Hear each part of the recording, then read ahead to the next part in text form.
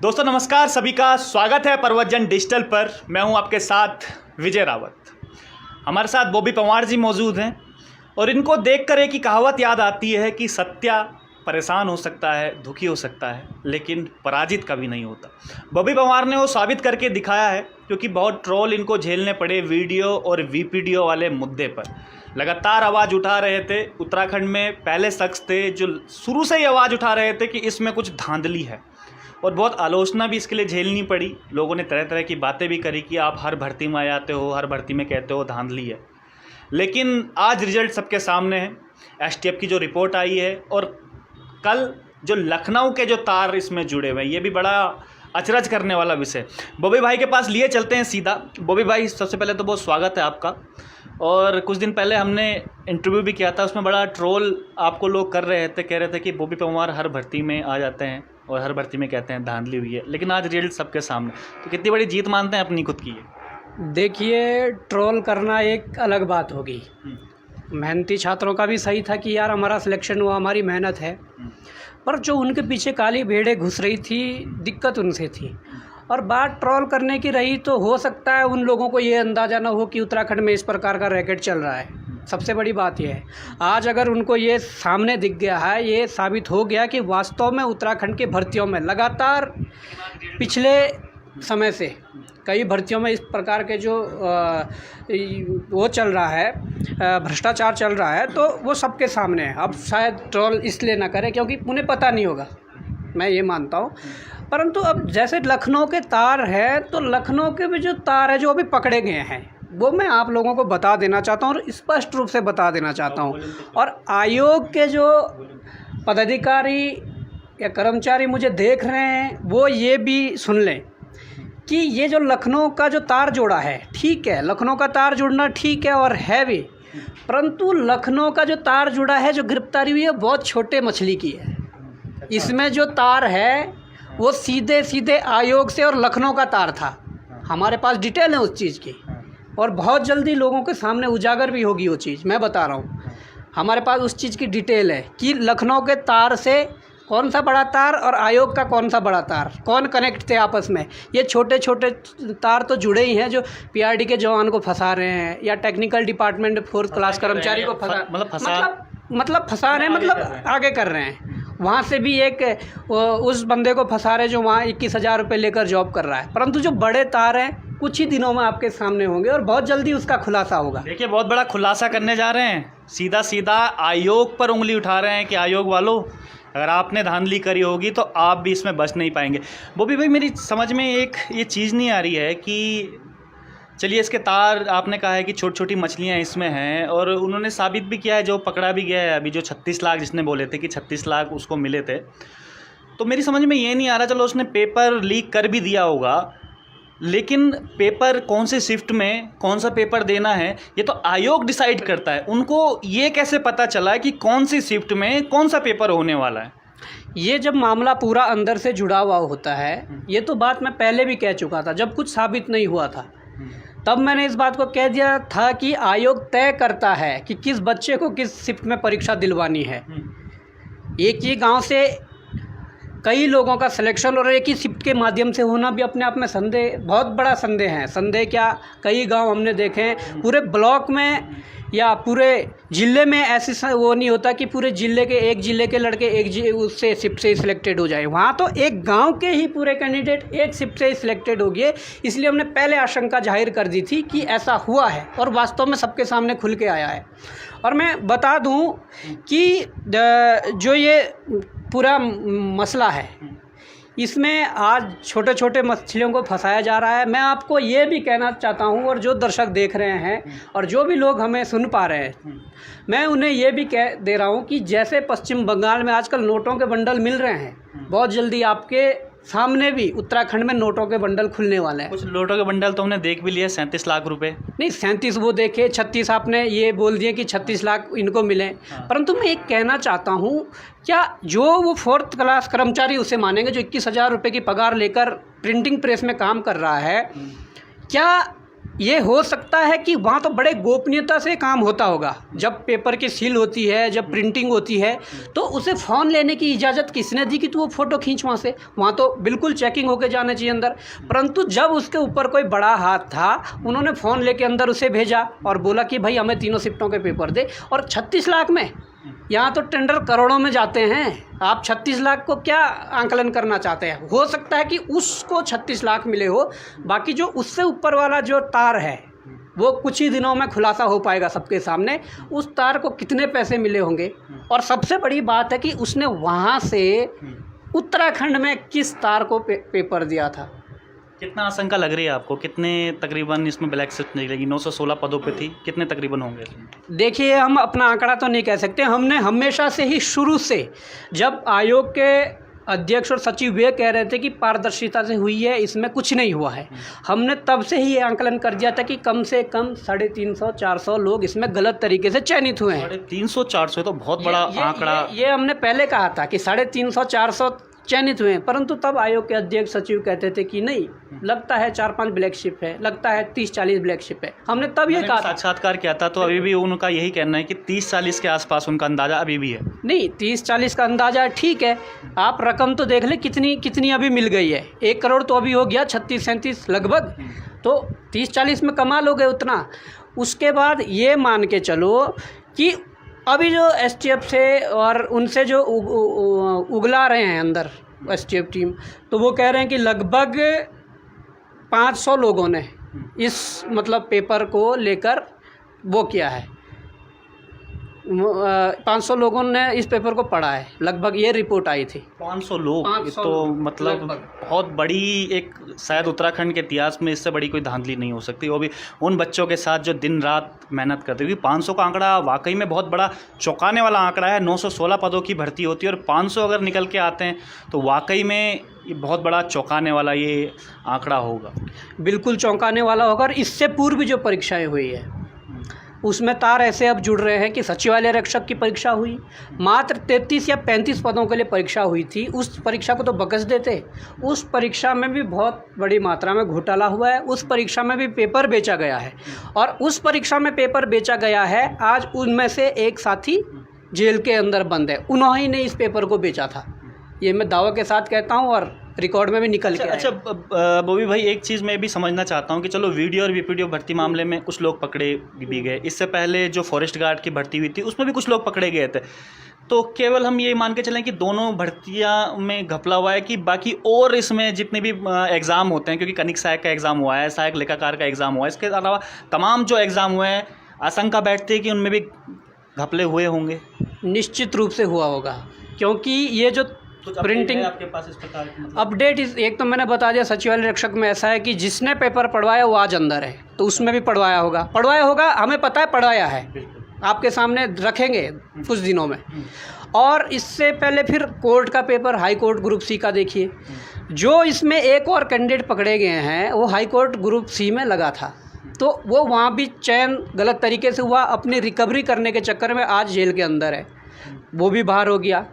ऊपर से मैं बात मानूँ तो ऑनलाइन कराया गया था बंद दरोगा का पेपर, उसमें बड़े मात्रा में बड़े पैमाने पर धांधली हुई है।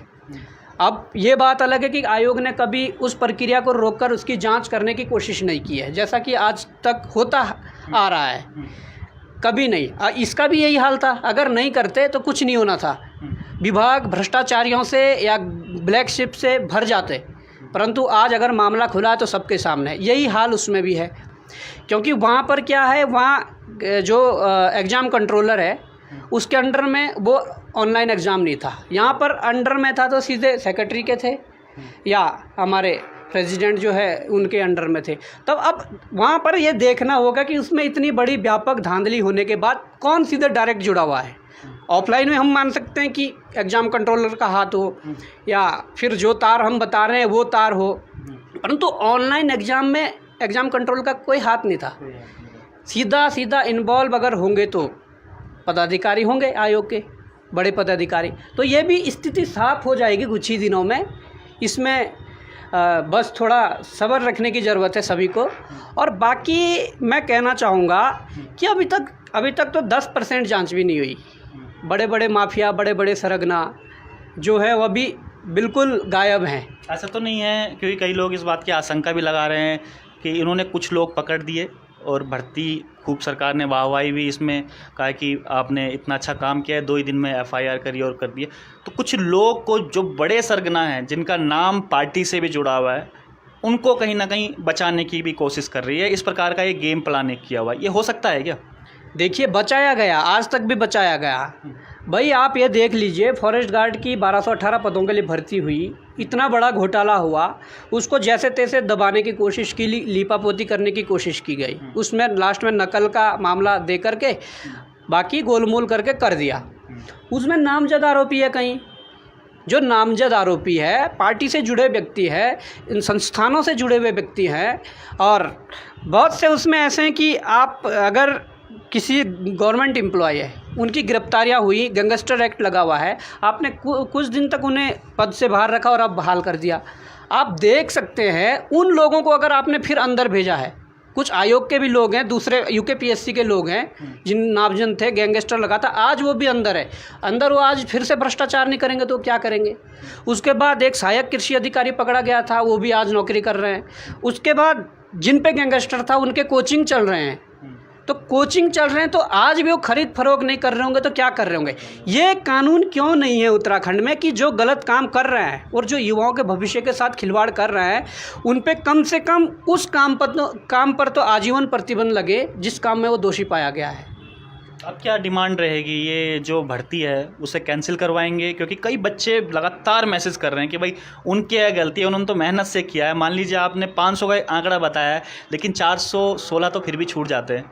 उनकी क्या गलती है? क्या ये दोबारा से भर्ती होएगी? आप किसके साथ खड़े हैं? आप भर्ती करवाने के साथ खड़े हैं या भर्ती ना करवाने के साथ खड़े हैं? एग्ज़ाम की बात मैं कर रहा हूँ। देखिए, एग्ज़ाम की बात आप कर लीजिए, एग्ज़ाम की बात नहीं है। हम तो ये कहना चाहते हैं कि भर्ती कैंसिल कराना हमारा भी मकसद नहीं था, परंतु आज अगर ये पुष्टि हो चुकी है कि तीनों पेपर बाहर थे, और बाहर भी कब हुए, जब सील लग रही थी लखनऊ में, तो ये तो कम से कम 1-1.5 माह पूर्व की बात है। पेपर से 1-1.5 माह पूर्व सील लग रही होगी, तो 1-1.5 माह पहले जब उत्तराखंड पेपर पहुंच गया होगा, 1 महीने में वो किन किन माध्यमों से पहुंचा होगा। उसने कहा कि मैंने तो टेलीग्राम पे दिया, उसने टेलीग्राम पे दे दिया।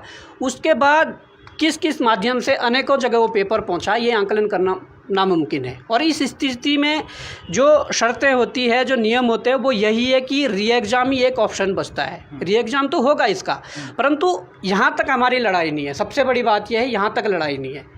लड़ाई तब अंजाम तक पहुँचेगी जब बड़े बड़े सरगना अंदर होंगे, बड़े बड़े माफिया अंदर होंगे, और बड़े ऐसे अधिकारी जो बिल्कुल धौंस के साथ कहते थे कि हाँ हम करते हैं, ऐसा करो, तुमसे जो होता है करो। हो सकता है उनके ऊपर किसी बड़े नेताओं का हाथ हो, परंतु हमारे ऊपर आज मासू महाराज और गोलजू देवता का हाथ था। हमने जिस दिन ये लड़ाई शुरू की थी, हमने मासू महाराज और गोलजू देवता का नाम शुरू किया था कि इस बार न्याय होगा, और न्याय के दोनों देवताओं से गुहार लगाई थी, इस बार उत्तराखंड के बच्चों के साथ न्याय होना चाहिए। और मासू महाराज और गोलजू देवता ने बात सुनी। अब मैं ये कहना चाहता हूँ, अगर किसी के सर पर कितने भी बड़े राजनेता का हाथ है, बचने वाला नहीं है। क्योंकि अक्सर देखा होगा कि राम रहीम और आशाराम इतने बड़े बड़े बाबा थे, इतने बड़े बड़े वो थे कि खुद भारत के बड़े बड़े राजनेता उनके पैर छूते थे, परंतु जब बात उन पे अपनी कुर्सी पर आई तो उनको भी अंदर करना पड़ा। और यही बात हम यहाँ कह रहे हैं। अगर हमें थोड़ा भी संदेह हुआ कि गवर्नमेंट एसटीएफ पे दबाव डाल रही है, या एसटीएफ को थोड़ा इशारा दे जाए कि जांच अलखी कर दें, अभी तक पूर्ण पारदर्शिता के साथ, और एसटीएफ को सलाम करना चाहेंगे, पूरे उत्तराखंड के युवा सलाम कर रहे हैं। धामी जी का भी धन्यवाद कि उन्होंने समय रहते जांच के आदेश दे दिए। परंतु जहां पर थोड़ा भी लगा, जहां पर हमें थोड़ी भी हिंट मिली कि ऐसा है, तो हम इसे छोड़ने वाले नहीं हैं। हमें अगर किसी सेंट्रल एजेंसी, जाँच एजेंसी के लिए वो करना पड़ेगा कि आप आइए उत्तराखंड में जांच करिए, तो करेंगे। जिस हद तक भी जाना पड़े हम जाएंगे। हमारा, मैंने कह दिया, मकसद पेपर को रद्द करना नहीं था। ये तो खुलकर सामने सब कुछ आ गया, ये तो जो होना होगा ही, परंतु अंजाम तक इस लड़ाई को पहुंचाना हमारा मकसद है कि कम से कम उत्तराखंड का जो भविष्य है, उत्तराखंड का जो युवा है, वो कम से कम सुरक्षित हो सके। ये हमारा मकसद, मेन मकसद है इसमें। जी। देखिए अभी लाइव हम लोग चल रहे हैं तो कोई ऐसा मैसेज भी आ रहे हैं, बॉबी भाई इसमें हमारी क्या गलती है, हमने क्या बिगाड़ा है आपका, हमारी और भी देखो, ज्वाइनिंग का पक्ष भी रखो ना। मनीषा भट्ट जी ये मैसेज कर रही हैं। मनीषा भट्ट जी को मैं कहना चाहता हूँ, बॉबी पवार ने आपका कुछ नहीं बिगाड़ा और आपने बॉबी पवार का कुछ नहीं बिगाड़ा। मैं ना आपको व्यक्तिगत रूप से जानता हूँ, ना आप शायद जानते हैं, जो भी है मैं नहीं जानता हूँ व्यक्तिगत रूप से। अगर ये आरोप प्रत्यारोप लगाने तो आयोग में जाइए, अध्यक्ष की कुर्सी खींचिए, सचिव की कुर्सी खींचिए। जिन लोगों ने इसमें इंटरफेयर किया है, जिन लोगों ने गलत काम किए हैं, उन लोगों की कुर्सी खींचिए, सरकार की कुर्सी खींचिए। बॉबी पवार तो अपने जो उसके जो पद है, हम मेरे पास एक अध्यक्ष का पद है, तो मैं अपने कर्तव्यों का पालन कर रहा था। जो मुझे करना चाहिए था मैंने वो किया। लड़ाई भ्रष्टाचार के खिलाफ थी, हमने वो किया। और आप इनको पार्टी नहीं मानते हैं क्योंकि ये खुद अपने आप को पार्टी मान रही है। एक पक्ष और द्विपक्ष की बात यहाँ पर आ रही है। एक पक्ष और द्विपक्ष की तो बात ही नहीं हुई। पार्टी का क्या मतलब हुआ इसमें? इसमें मामला ये था, जांच का विषय था। आप मेरे स्टेटमेंट उठा के देख लीजिए, मीडिया में, अखबार में, टीवी चैनलों में या सोशल मीडिया में आप देख लीजिए। मैंने कभी भी, जब तक ये पुष्टि नहीं हुई कि पेपर लीक हुआ था, जहाँ तक कि जब तक हमने स्क्रीनशॉट भी दिए थे, उसके बाद भी हमने ये नहीं कहा था कि रद्द हो। अंतिम क्षण तक हमने ये कहा कि जांच में जो पाया जाएगा उस आधार पर निर्णय लिया जाएगा। और आज जांच में सब कुछ खुल गया है, तो निर्णय क्या लेना, वो निर्णय हो चुका है।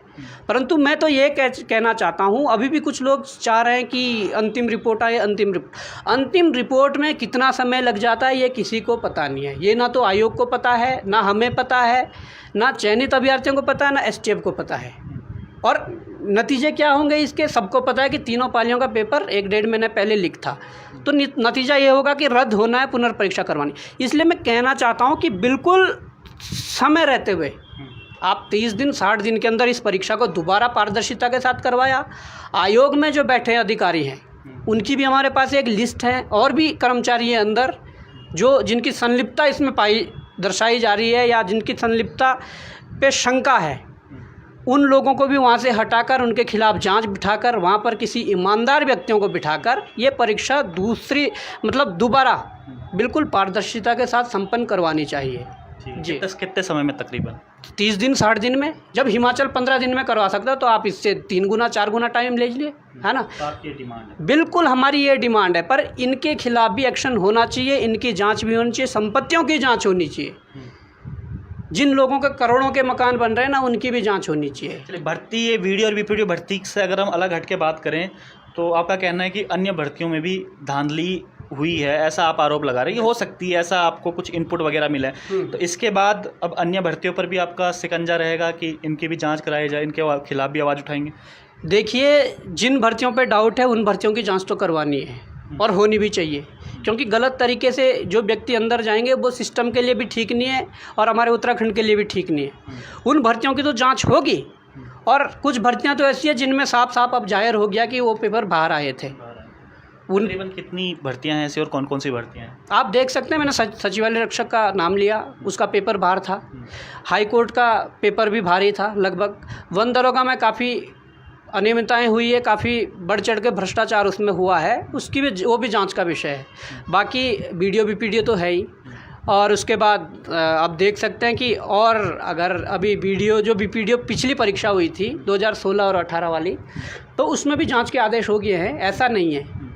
और साथ साथ जांच में यदि कुछ और भी निकलता है तो उस आधार पर जांच होगी। अच्छा, इसी बीच जो हमारे पूर्व मुख्यमंत्री थे त्रिवेंद्र सिंह रावत, उनका भी एक बयान आया था। उनका कहना था कि ये जो आयोग है इसे भंग कर देना चाहिए, और कई लोगों ने फिर ट्रोल भी उनको किया कि भाई 4 साल आप भी तो मुख्यमंत्री रहे, आपसे तो एक भ्रष्टाचार की मक्खियाँ भी नहीं उड़ाई गई। तो बॉबी पवार उत्तराखंड जो आपका बेरोजगार संघ है उसके अध्यक्ष होने के नाते किस तरीके से देखते हैं इस बयान को? देखिए, बयान को जब तुम ट्रोल करने वाला बयान दोगे तो ट्रोल तो होंगे ही। मतलब जब आपके पास सत्ता थी, जब आपके पास पावर थी, तो आपने एक्शन नहीं लिया। अब जब कुछ नहीं है तब आप कह रहे हैं कि ऐसा होना चाहिए।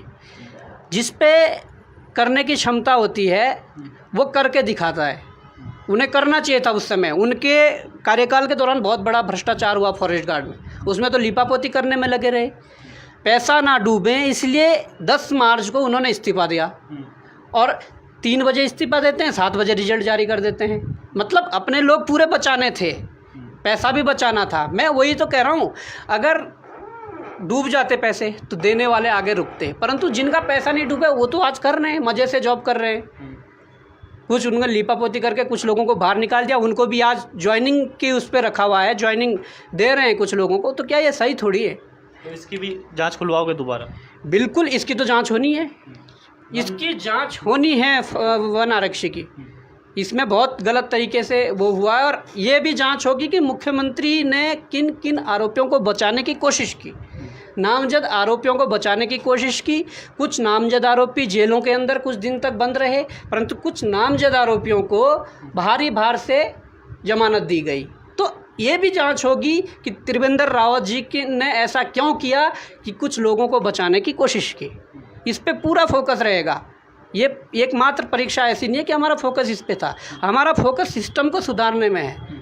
अगर अभी कितना टाइम और लगने वाला है बॉबी भाई, जो एसटीएफ की जो जांच आनी है अभी, मतलब आपको क्या लगता है कि कितना टाइम अभी लगेगा इसमें, और कितने टाइम तक आप रुकेंगे? क्योंकि आपका कहना है कि अब ऊपर, इससे ऊपर लेवल तक आप जाएंगे, अगर आपको सीबीआई तक जाना पड़े तो सीबीआई तक आप जाएंगे। देखिए, इसमें एसटीएफ की जांच तो कोई नहीं बता सकता कि कितना टाइम लगना है, परंतु हम कुछ और एविडेंस एसटीएफ को देने वाले हैं। अच्छा। कल या परसों में हम कुछ ऐसे साक्ष्य एविडेंस उनको देने वाले हैं एसटीएफ को, कि जिससे मतलब हो सके कि जल्दी बड़ी बड़ी मछलियाँ जेलों के अंदर हो, हम देंगे।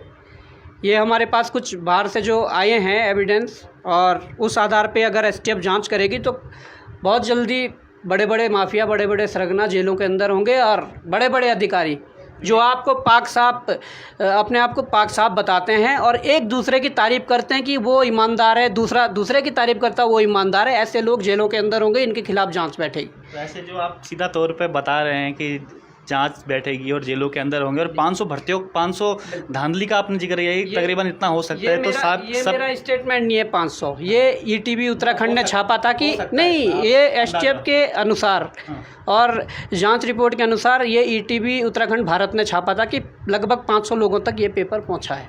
उनकी तो नींद उड़ जाएगी सबकी, क्योंकि करोड़ों रुपए इसमें लगे हुए हैं तकरीबन। तो ये तो आपने नींद उड़ा दी है सब। नींद उड़ाने की कोई बात नहीं है। देखो, गलत काम करोगे तो उसका गलत नतीजे ही होंगे। आप अच्छा काम करोगे तो लोग अच्छा आपको बोलेंगे, है ना। वो बात अलग है कि अच्छे कामों में पहले बहुत मुसीबतें आती है, पर जब उसके परिणाम आते हैं तो बड़े सुखद होते हैं, है ना। परंतु गलत कामों के पहले सुखद परिणाम होते हैं, बड़े आरामदायक तरीके से वो गलत कामों को अंजाम देते हैं, बड़े आराम से रहते हैं, परंतु लास्ट में जो उसके नतीजे निकलते हैं बहुत गलत होते हैं, बहुत ज़्यादा। अच्छा, जिस समय अध्यक्ष जो UKSSC के अध्यक्ष हैं, राजू से भी मेरी बात हुई थी, तो उनका कहना था कि UKSSC ने खुद इस पर अंदरूनी जांच कर रही थी। जिस समय आपने उनको एविडेंस दिए थे, अंदरूनी जांच कर रही थी, और तकरीबन खुद वो 1 महीने तक वो अंदरूनी, तभी तो एसटीएफ ने एकदम से पकड़ा, एसटीएफ का साथ उन्होंने दिया। बॉबी पंवार तो खामखा की राजनीति इसमें कर रहा है, सीएम के साथ फोटो खिंचवा के। ये तो आज पता लग गया कि राजनीति कौन कर रहा है। जो आयोग का अध्यक्ष ये कह सकता है कि बॉबी पंवार कौन होता है, उस आयोग के अध्यक्ष के सपने में आज बॉबी पंवार होगा, मैं ये कह देना चाहता हूँ। और आयोग ने यदि इतनी जांच करवाई तो भाई ये जांच तो पहले हो गई थी। जो आज के अखबार में स्टेटमेंट दे रहे हो कि 33 जो टॉपर है वो 33 नंबर से 87 या 88 नंबर पे पहुंच गया, तो ये पहले भी तो दे सकते थे। अब क्यों दे रहे हैं? क्योंकि अब इन्हें पता है ना, अब इनकी पोल भी खुलने वाली है। इतना टाइम क्यों? ये तो आपको पहले ही पता लग गया था जब डीबी हो रहा था, उस दौरान आपको पता लग गया था कि टॉपर के इतने हैं। वो आप आज दे रहे हो अखबार में कि ये हुआ है। और भी कई खुलासे हैं, समय आने पे करेंगे, निश्चिंत रहिए। युवाओं को मैं कहना चाहता हूँ कि आपके सामने बड़े बड़े खुलासे होने वाले और बड़े बड़े कारनामे इनके दिखने वाले हैं, वो सब रखे हुए हैं। बड़े बड़े अधिकारी भी जाने वाले हैं आयोग के, नपेंगे। जिसने भी गलत किया है वो सब नपेंगे, जिसने जो गलत कुकृत्य किया है सब नपेंगे। अब कोई छूटने वाला नहीं है। इस लड़ाई को लड़ने के लिए, इस लड़ाई को अंजाम तक पहुंचाने के लिए हमें किसी भी हद तक जाना पड़े, हम जाएंगे। कुछ सफ़ेद पोस्ट नेताओं के भी इसमें आ सकते हैं, नाम आ सकते हैं। अभी कुछ ऐसे कहा नहीं जा सकता, परंतु अगर जांच ढंग से हुई तो आ सकते हैं, लिंक बन सकते हैं ऐसा। क्योंकि ऐसा तो नहीं कि बड़े बड़े अधिकारी यदि भ्रष्टाचार कर रहे हो तो उनके ऊपर किसी का हाथ ना हो। जो बड़े सवाल आप जी पास आ रहे हैं, मुकेश कनवाल लिखते हैं, बॉबी पंवार जी से पूछेगा कि भर्ती रद्द करने का फ़ायदे बता दीजिए, कि जो आप भर्ती रद्द करने के लिए कह रहे हैं। नहीं, भर्ती रद्द करने का क्या मतलब है? हमने कभी स्टेटमेंट दिया था, पर आज अगर पुष्टि हो गई है तो सॉल्यूशन आप बता दीजिए इसका कि क्या है। नहीं होनी चाहिए तो किस आधार पे नहीं होनी चाहिए? हम तो नियम और शर्तों पर कह रहे हैं कि होनी चाहिए। जो नियम और शर्तें इसकी होती कि पेपर लीक की पुष्टि होने के बाद भर्ती रद्द होती है, हम तो उस आधार पे कह रहे हैं, फैक्ट के आधार पे कह रहे हैं। परंतु आप कह दीजिए कि किस आधार पे भर्ती रद्द नहीं होनी चाहिए जब ये सब कुछ सामने है। इसके अलावा जो अन्य मांगे भी थी, जैसे कैलेंडर जारी करने का, नॉर्मलाइजेशन का था, ये मांग भी उठाएंगे? क्योंकि जब दोबारा एग्ज़ाम होंगे, कई लोगों का ये कहना है कि भाई दोबारा एग्ज़ाम होंगे, दोबारा से नॉर्मलाइजेशन की प्रक्रिया उसमें होगी, तो उसकी गारंटी कौन लेगा? जो नंबर फिर से बढ़ रहे हैं और घट रहे हैं, इसके खिलाफ भी तो आवाज़ उठानी चाहिए। बिल्कुल, इसके खिलाफ लगातार आवाज़ उठा रहे हैं और आगे भी उठाएंगे। और इस नॉर्मलाइजेशन प्रक्रिया से जो छात्र परेशानी हो रही है छात्रों को, उसके लिए पूरी कोशिश करेंगे कि हट जाएं, और ये हटेगा, हटाना पड़ेगा इन लोगों को। इसके लिए कोई ना कोई समाधान ढूंढना पड़ेगा, कोई ना कोई रास्ता ढूंढना पड़ेगा कि जिससे नॉर्मलाइजेशन पद्धति ना हो। और एक वार्षिक कैलेंडर की बहुत सख्त ज़रूरत है। एक साल में आप कितनी वैकेंसी भरते हो आयोग के द्वारा, उस पूरे वैकेंसी का एक कैलेंडर जारी होना चाहिए कि इस माह विज्ञप्ति जारी होगी, इतने तारीख तक फॉर्म भरे जाएंगे, इस माह इसका पेपर होगा, इस माह इनका रिजल्ट निकलेगा। ये पूरा एक सिस्टम होना चाहिए जिससे कम से कम ये हो कि हमारे जो युवा पढ़ रहे हैं उनके एक माइंड में टारगेट फिक्स हो कि इस साल में इस तैयारी करूँगा, इस साल में मुझे कौन कौन से पेपर देने और कब कब देने।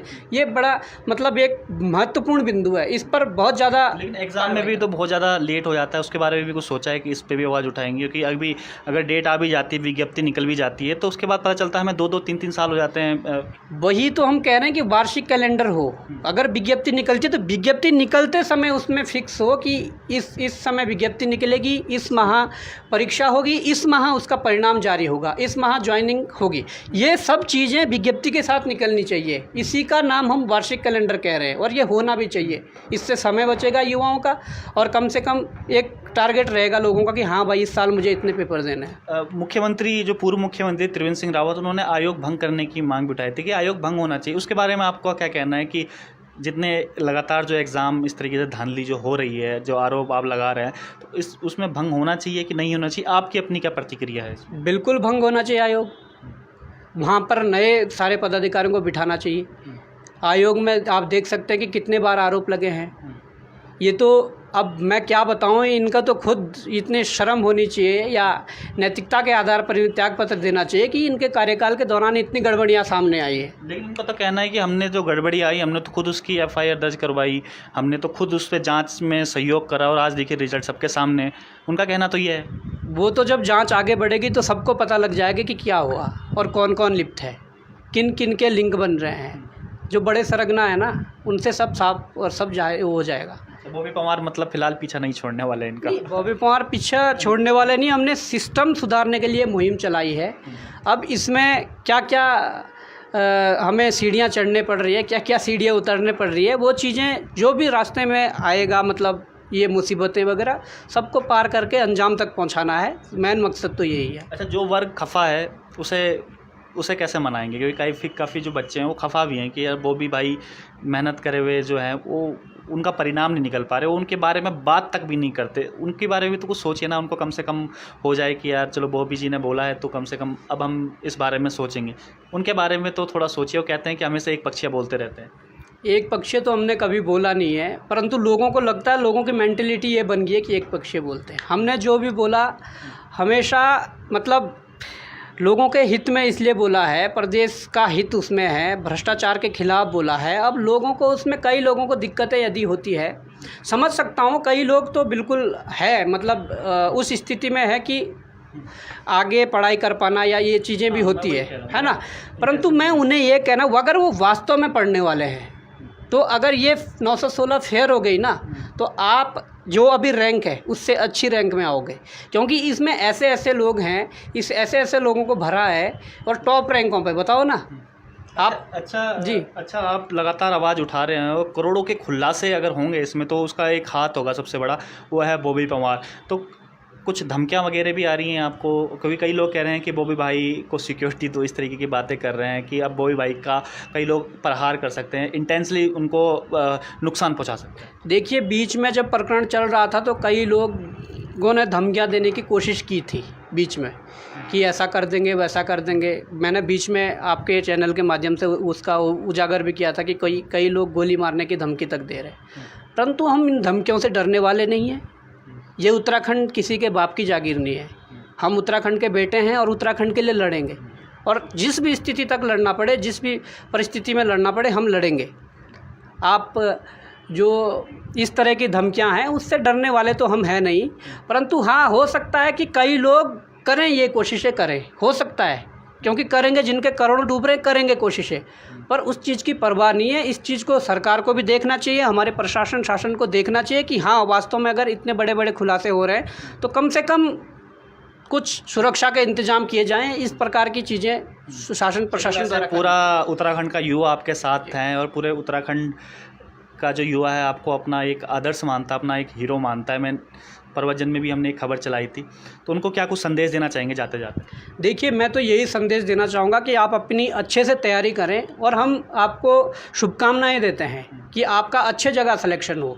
परंतु जब भी कभी ऐसी परिस्थिति आती है, ऐसी घटनाएं सामने आती है, तो अपने हकों के लिए सड़कों पर आया करो, अपने हकों के लिए न्यायालय जाया करो, अपने मतलब जो वहाँ ज़रूरत हो वो करा करो अपने हकों के लिए। अपने हकों की लड़ाई मत छोड़ो, अपने अधिकारों की लड़ाई नहीं छोड़नी चाहिए। मैं तो यही कहूँगा, आज बॉबी पंवार है, कल बॉबी पंवार नहीं होगा, क्योंकि बॉबी पंवार भी अपना काम धंधा करेगा और चीज़ें हैं, पर ये घटनाएं आगे भी हो सकती है। इसके लिए मैं प्रदेश के युवाओं से कहना चाहता हूँ, जब भी कभी ऐसे आपके अधिकारों के साथ कुठाराघात हो तो सबसे पहले निकल कर आइए और एक समाज को एक मिसाल दीजिए कि हाँ, हम अपने अधिकारों का हनन नहीं होने देंगे। बिल्कुल बिल्कुल। और इसका जीता जागता एग्जाम्पल हैं बॉबी पंवार, जो शुरू से ही आवाज़ उठा रहे थे।